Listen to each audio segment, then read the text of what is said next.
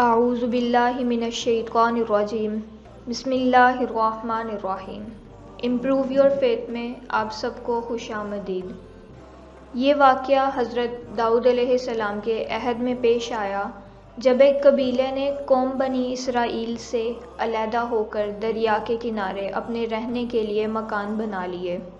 ان لوگوں نے اکثر کام احکام تورات کے خلاف شروع کر دیے تھے۔ ان امور میں سے ایک یہ بھی تھا کہ وہ ہفتے کے دن مچھلی کا شکار نہ کیا کریں اور نہ دنیا کی کوئی خرید و فروخت کریں۔ یہ سب چیزیں کتاب تورات میں حرام تھیں، یعنی ہفتے کے دن شکار کرنا یا کوئی کام کرنا حرام سمجھا جاتا تھا۔ ان لوگوں نے کوئی پرواہ نہ کی اور ان حرام کردہ چیزوں پر کاربند ہو گئے۔ جب اس قوم نے اللہ تعالیٰ کی نافرمانی شروع کی تو پھر ان کی آزمائش کے لیے اللہ تعالیٰ نے دریا کی مچھلیوں کو حکم دیا کہ ہفتے کے دن دریا سے نکل کر ساحل پر آ کر اپنے کھیل کود میں مشغول رہیں اور باقی دنوں میں دریا میں جا رہیں۔ پس خداوند تعالیٰ کے حکم سے مچھلیاں ہفتے کے دن دریا سے نکل کر کنارے پر آ کر پھرتی رہتیں اور ہفتے کے علاوہ دوسرے دنوں میں دریا کے اندر چلی جاتیں۔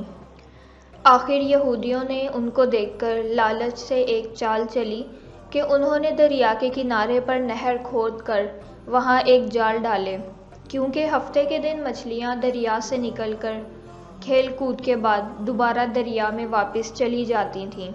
آخر وہ سب ہفتے کے دن نہر میں جال ڈال کر رکھتے اور صبح کو اٹھ کر اتوار والے دن مچھلیوں کو اپنی ضرورت اور آرزو کے مطابق پکڑ کر کھا لیتے۔ انہوں نے اپنی دانست میں چال چلی کہ دریا کے کنارے سے پانی کاٹ لائیں کہ مچھلیاں وہاں آ کر رہیں، لیکن ان کی یہ چال بھی کام نہ آئی اور مچھلیاں اتوار سے پہلے ہی وہاں سے نکل کر واپس دریا میں چلی جاتیں۔ لیکن ان لوگوں سے رہا نہ گیا اور وہ ہفتے کو اپنی نکالی ہوئی نہر کا راستہ ان مچھلیوں کے لیے بند کر دیتے اور اتوار کی صبح اسی نہر سے مچھلیاں پکڑ کر کھا لیتے اور اپنی دانش میں بڑی دانش مندی سے کام لے کر اللہ کو چکما دیا۔ لیکن اللہ تو ان کی تدبیروں سے خوب آگاہ تھا کہ وہ جیسا کر رہے تھے وہ اپنے لیے عذاب الہی کو دعوت دے رہے تھے۔ ان لوگوں میں 3 فرقے ہو گئے۔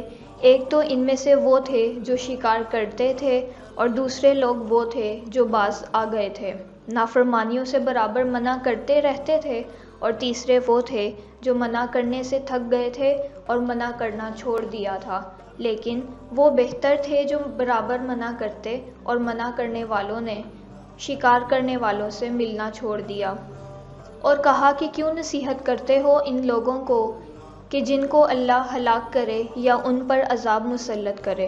تو وہ لوگ یہ سن کر ان سے بولے کہ تم ہم کو ڈراتے ہو، ہم ہر ایک سے زیادہ طاقتور ہیں، ہمارا کوئی کچھ نہیں بگاڑ سکتا۔ جب وہ لوگ نافرمانی سے باز نہ آئے تو اللہ کے عذاب کا دن آ پہنچا۔ ایک دن صبح کو اٹھے تو دوسروں کی آواز سنی تو دیوار پر چڑھ کر دیکھا کہ ہر گھر میں بندر ہی بندر نظر آ رہے ہیں، اور ان کی کیفیت یہ تھی کہ وہ آدمی کو پہچان کر اپنے قرابت والوں کے پاؤں پر اپنا سر رکھتے اور پاؤں چاٹنے لگتے۔ بالآخر وہ اپنے برے حال سے 3 دن میں سب کے سب مر گئے۔ اے مومنو، نافرمانی کے سبب خداوند قدوس کے حکم سے بنی اسرائیل کے چہروں کو مسخ کیا گیا، یعنی ان کی شکلیں بندروں جیسی ہو گئیں، اور ہم لوگ چونکہ خاتم النبیین کی امت میں سے ہیں، اسی لیے اس زمانے میں گناہ کے باوجود حضور صلی اللہ علیہ وآلہ وسلم کی دعا کی وجہ سے ہمارے چہرے مسخ نہیں کیے گئے۔ لیکن یاد رہے کہ قیامت کے دن اس نافرمانی کی سزا ذلت مسخ سے کم نہ ہوگی۔ اللہ پاک ہم سب کو سمجھنے اور نیک اعمال کرنے کی توفیق عطا فرمائے، آمین۔ مزید ویڈیوز دیکھنے کے لیے ہمارے چینل کو سبسکرائب کریں اور چینل پہ موجود بیل کے آئیکن کو پریس کریں۔ شکریہ۔